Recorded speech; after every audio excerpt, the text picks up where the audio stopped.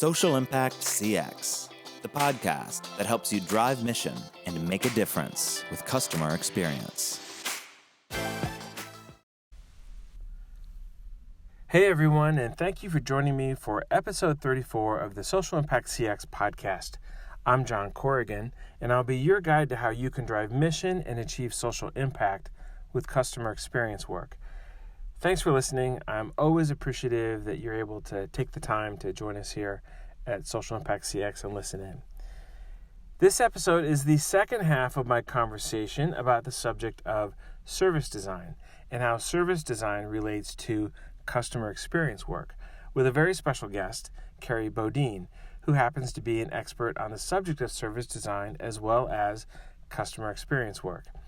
And in this episode, there are some great nuggets and takeaways, I think, especially if you are new to service design or if you're working in a social impact or nonprofit environment and are interested in bringing in a design or more specifically a service design perspective to your work. I think there's some great stuff in this episode.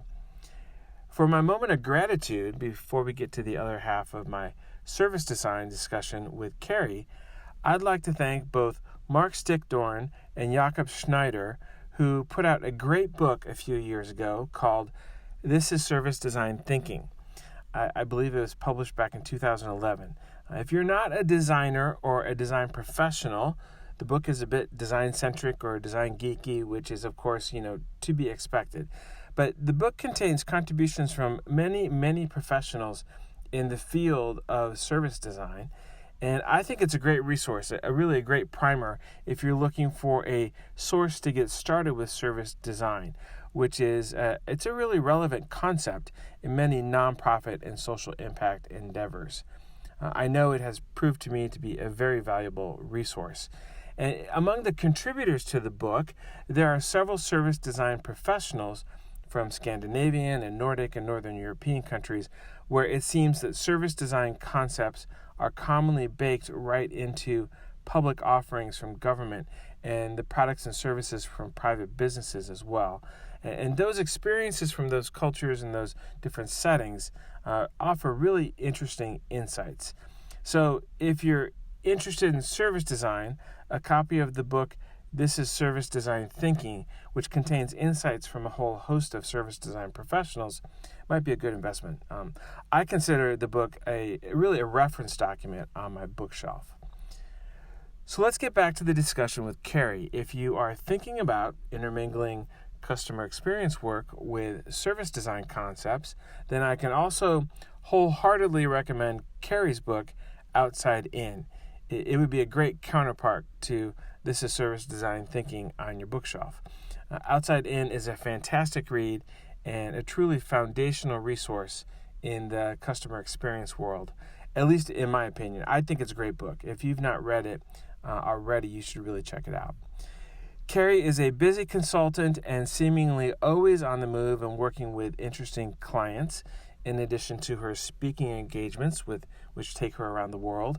You can keep up with the latest and greatest from Kerry at her website, kerrybodine.com, and you can also follow her on Twitter, where her handle is at Kerry Bodine.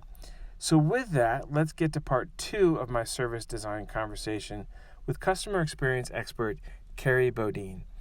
I think this second half of the conversation is even more interesting than the first part of the discussion. I hope you enjoy. The journey is key. The journey is, for me, the fundamental unit of service design. I don't know this for a fact. I can't go back in my time machine, but my understanding of how the fields evolved. There was a woman, Shelley Evanson, who was actually a visiting professor while I was at Carnegie Mellon. She created the first journey map that I had ever seen. If you see that Starbucks journey map that floats out and around the world, I believe that was created by Shelley Evanson, and she was one of the founders of the service design community globally. And So it's my understanding that, you know, all of the talk about journeys that we have in the customer experience world came from service design. That's, you know, the origin of that concept. Yeah. Again, don't you know, put me up against a firing range and make me defend that, because, you know, it's based on my own experience working with Shelley and how I came, you know, into these fields, you know, about 15 years ago. But again, that is my understanding of how these things evolved. I would say the other really key aspect about service design is the concept of co-creation. So co-creation is essentially getting the people who are going to be delivering whatever journey or service involved in designing it. So let's say you're going to, you know, host a marathon, you know, fundraising event. I don't know why I'm latching onto this. I guess I've done a couple of these. I've participated in a couple of these in the past, so it's easy for me to talk about. But, you know, you've got the organization, you know, the charity that is, you know, kind of the main central organization. But then you've got volunteers who are helping you train and, you know, giving you water along the routes, and, you know, there's all kinds of different people involved, and, you know, partners and sponsors and all of this. And so, you know, rather than just saying, okay, volunteers, here's what we've decided you must do, and you must follow these steps and XYZ, you bring volunteers into the design process and say, hey, what are your needs? What are your expectations as you're coming into this process? And, you know, how do you think this should be designed? And, you know, what would make this a good experience for you as well? Because that's the thing in an ecosystem, and this is why I love the ecosystem concept so much, because you can relate it directly to, you know, where it comes from, a natural ecosystem. You know, every part of an ecosystem is getting its needs met. It's not the trees getting its needs met at the expense of the squirrels or the snails or the moss or whatever. Everything has to live in symbiosis with everything else. And, you know, when one thing dies, another thing gets energy. When, you know, one thing gets, you know, sunlight, it's creating shade for something else that needs shade. And the same thing has to happen in an organizational ecosystem. You know, you can't just be focused on, you know, in this example, the runners who are doing a marathon and make it a crappy experience for the volunteers or for the sponsors or whoever. You know, you need to make this a great experience for everyone. Make sure everyone's getting their needs met in some way and feeling really great about it. And you're not going to know that unless you bring all of these different people into the design process. I think that's such an important point to understand, and the concept of the ecosystem is so important to understand. And also, I mean, things sometimes I think in the nonprofit and social impact environment, there's an interest or a desire or a want to do something that might not be sustainable, and, you know, you have to bring that lens to what the role of that is in the ecosystem then too, and can the ecosystem grow and change to make it sustainable as a nonprofit or a social good organization? Or is that something that you're going to have to think about in a more creative or different context? I think those are relevant conversations frequently in nonprofit and social impact work. So. Absolutely. And, you know, the stakeholders, you know, are of course not just, you know, the people at one event. They are people working within the organization, people who are managing, you know, their overall finances, and directors, you know, boards that oversee whether or not an organization is truly meeting its mission. You know, everyone needs to be playing a role and making sure that the entire ecosystem is really moving in the right direction. Yep. And so to be customer centric or donor centric or patient centric or stakeholder centric, whatever that is to you, that, you know, I think co-creation is probably absolutely critical to understand how you bring that centricity to to what you're doing, and then how service design is related to that. Absolutely. So in this world of design, though, we've been talking about service design. there's also design thinking. Yes. So could you spend just a moment talking about what's the difference between design thinking and service design? Yes. Honestly, again, I could just create Venn diagrams all day long for all of these different Hard to do on disciplines. a podcast, but yes. Yes, exactly. Design thinking, I would say, is really similar. Like if you took a service design methodology and you diagram, and you took a design thinking methodology diagram, I would say that they're going to be very similar. Design thinking is essentially, I would say, probably a superset of service design, and you can apply design thinking to the kind of classic example that you can find online is IDEO, designing a new shopping cart. And so, that's different. It's designing a product. It's designing a product in a more customer-centric way. It's designing it with empathy for who's going to be using it, which is certainly a component of service design as well.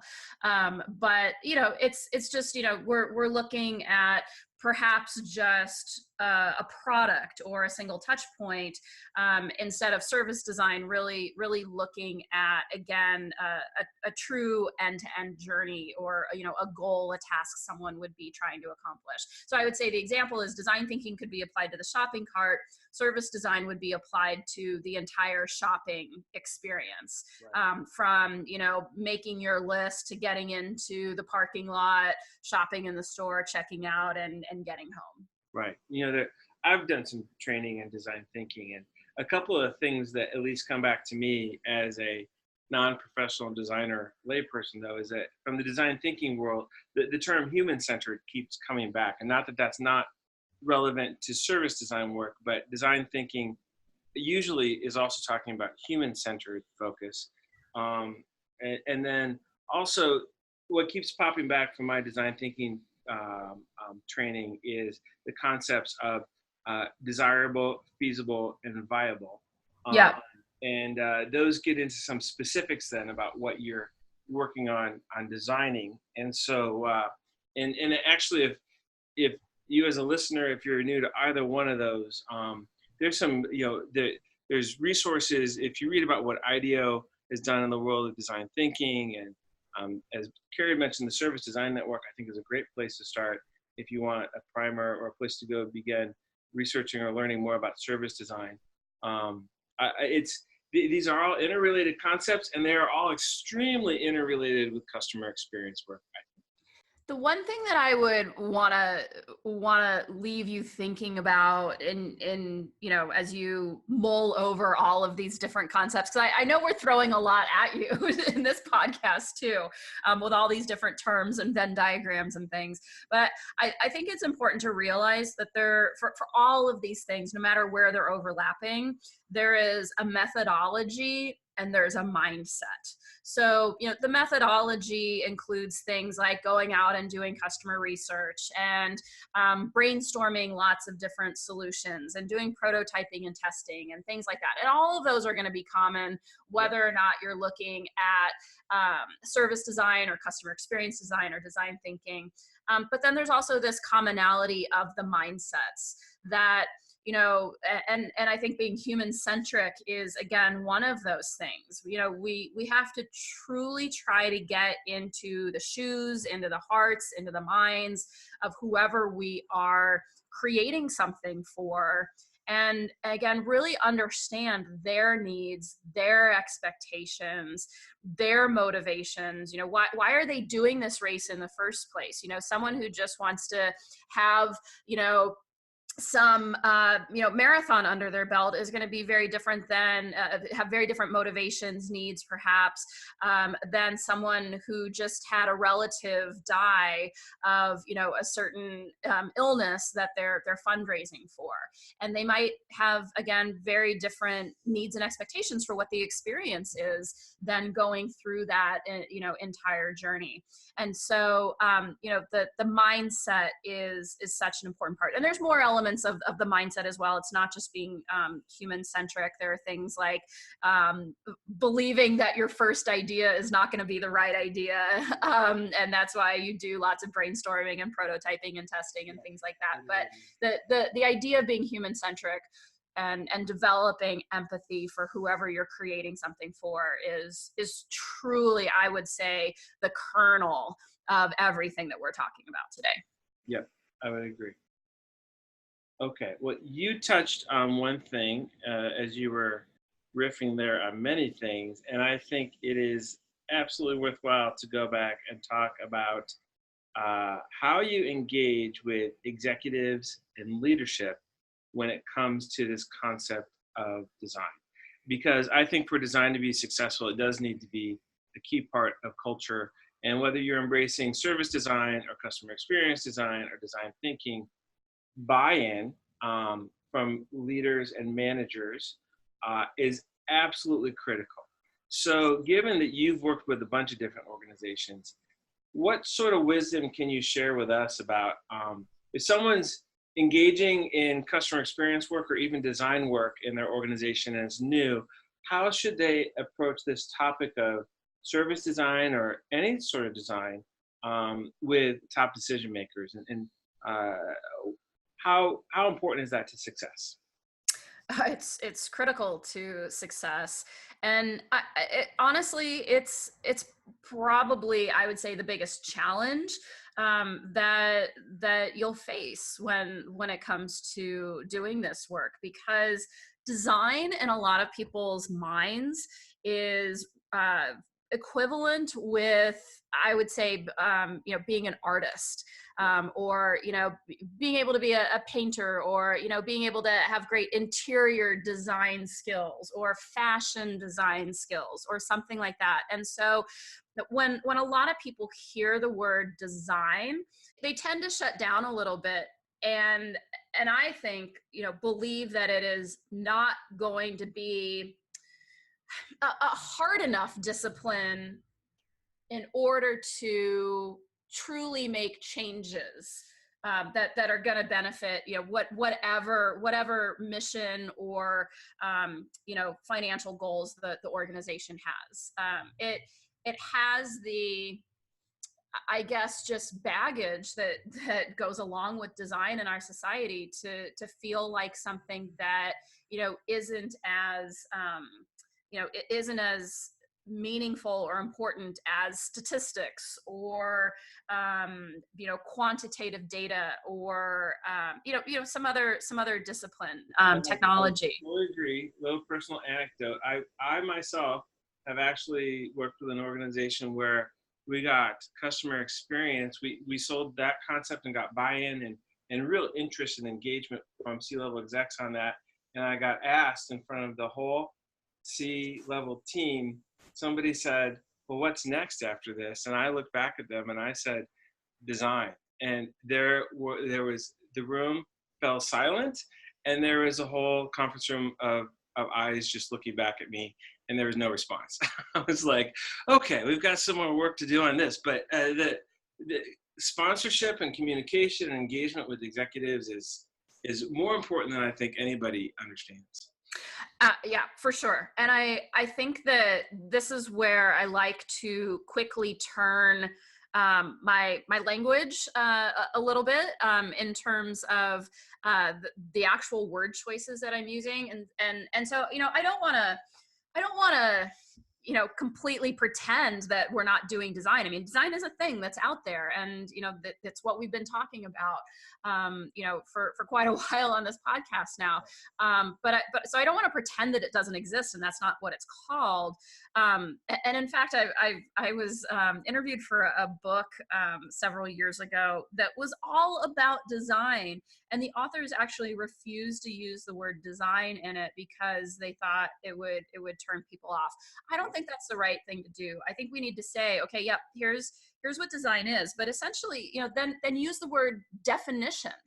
We need to define what the experience should be like in order to change people's behaviors so that they are doing the things that we want them to do. We want them to feel a certain way. We want them to think a certain way. And we need to define a journey that is going to get us to that point so that they're donating, so they're signing up for the run, so they're signing a petition, so they're doing, whatever it is that we need them to do.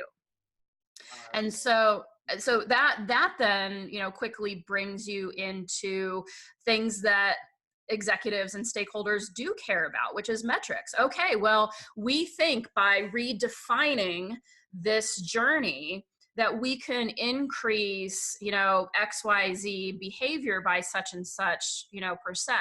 Or we think the 3 key moments of truth in this journey are here, here, and here. And if we can focus on changing the journey in certain ways, then, we're going to be able to reach our goals more quickly. And the way that we're going to do that is by applying this design process where, we do customer research, where we go through all of the steps of ideation and prototyping and all of that. So that, we can come out the other side and actually measure the changes that we implement. And so it's about not pretending that design isn't what it is, but it's about kind of bookending it with a discussion that is in the language, in the frameworks that the stakeholders or executive team is going to be comfortable with and buy into. I could have used your advice a few years prior, so that all those eyeballs just staring back at me in silence. Because I was talking about exactly what you just described, but it was that term design that people got tripped up, leaders got tripped up on. So yeah, and I will honestly say that I'm a terrible artist, but I'm a pretty darn good designer. Just to clarify the difference between those things and get people to realize, like, oh, there is a difference there. And honestly, for anyone listening, there is a lot of great information out there on design and how it connects to business outcomes. And I think a lot of this is geared towards the for-profit world, but it'll give you some hooks into how to think about it. And I think that the IDEO shopping cart video is a great one. I think it's like 15 minutes long, something like that. And then also, I have to say, Steve Jobs is my absolute hero, because he helped the world realize that design matters.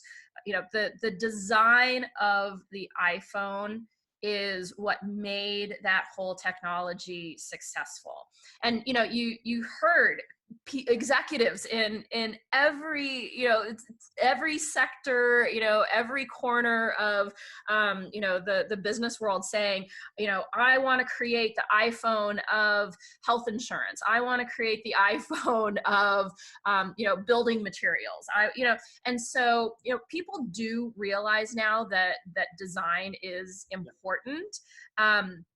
But again, so it's wonderful. They get that on some level, but then they're also equating it to the aesthetics, and that gets us back to Steve Jobs wearing the black turtleneck, and it's aesthetics like fashion design and interior design or whatever it is. So there's a fine line out there for really embracing design for what it is, getting people to kind of break out of their previous assumptions of what it is, and then immediately tying it back to why this is going to matter for our organization. Well, that's it. It's measurement and metrics. And that is just as relevant for an awful lot of nonprofits, whether it's being able to report back to funders about what's going on with dollars that have been invested in the organization, or whether if there's a self-sustaining revenue stream, being able to report out on metrics of number of people served or impacted or whatever. Just like the for-profit world, it comes back to measure. Every executive team cares about numbers. That's it. It would not be on the executive team if they didn't care about numbers. That is it. And so even if you're listening to this and you are a team member, manager, leader, staff, whatever your role is, in a nonprofit organization, the person who is leading the whole organization, I guarantee she or he is reporting out something to somebody. And the way to position, it's absolutely critical to position your work is by better understanding through design, or achieving better results through design and customer experience work, and this whole field that we're talking about, it leads to success. It should lead to better numbers, or it's not really worthwhile doing, even though this is a very different way than getting to numbers in the way you would with a sales forecast. It comes right back to the same place. And I'll just add here that one of the reasons why I work in the field of customer experience is because I feel really great about it. You know, I love getting up in the morning, and it does get me out of bed knowing that I'm helping organizations make their customers happier. And, you know, the work that I'm doing is, you know, maybe in some cases it's bringing pure joy into people's lives, but I think more often than not, it's probably reducing frustration. Maybe it's giving people 20 minutes back to read a book with their kid rather than fighting with their, internet provider, or, you know, whatever it is. And so, you know, I personally feel really good about that. And if you're listening to this podcast, I'm guessing that you probably feel good about the work that you're doing too. But when I put my consultant hat on, it's not just about creating happy customers. It's creating happy customers so that my clients can achieve what their organization is trying to achieve. And the happy customers, the happy volunteers, the happy stakeholders, the happy patients, whoever it is, in the context of the business world, it is getting the organization further along towards its objectives or its mission. And we can still feel great about that. We're still making people happy or relieving stress or frustration or whatever it is in the meantime, but don't lose track of the numbers. Totally. And actually that part about feeling good about your work and making people more happy and maybe even bringing joy, you know, if you're helping to get more people to a health clinic or to get more people access to scholarships or whatever it is you're working on. I mean, that's why I'm doing what I'm doing, is because after 20 years in the world of technology, this world of customer experience, which is also many times interrelated with technology, you know, you're really helping. And it's quite gratifying. So I'm glad that you tied that back in. It's absolutely key. This has been Social Impact CX podcast episode 34, which has been the second half of my conversation with customer experience expert Kerry Bodine. We've been specifically talking about the subject of service design, and Kerry is an expert in both customer experience work as well as service design. If you found our conversation interesting, you can find Kerry online at kerrybodine.com, and her Twitter handle is also at Kerry Bodine. If you have thoughts or questions after listening to episode 33 and 34 of Social Impact CX about customer experience and service design, let us know. As always, you can ask a question or make a comment here at Social Impact CX a couple different ways. First, you can send an email to comment@socialimpactcx.com. That's comment@socialimpactcx.com. You can also find us here on Twitter and post a question. Our Twitter handle is @SocialImpactCX. And also, please follow us on Twitter to stay up to date with new podcasts and other related content. We post it all there. You can also find me on Twitter at the handle @JohnFCorrigan. We've expanded where you can find Social Impact CX, and you may be listening to us from someplace like Spotify or Apple Podcasts or Google Play. If you're listening to this podcast someplace where you can post a question or a comment, please feel free to do so, and we'll do our best to keep up with you and respond. This is John Corrigan reminding you that, especially in social impact work, it's important to understand that your mission is really all about someone else's journey. And the more you know about someone's journey, the more you can help. Thanks for listening to Social Impact CX.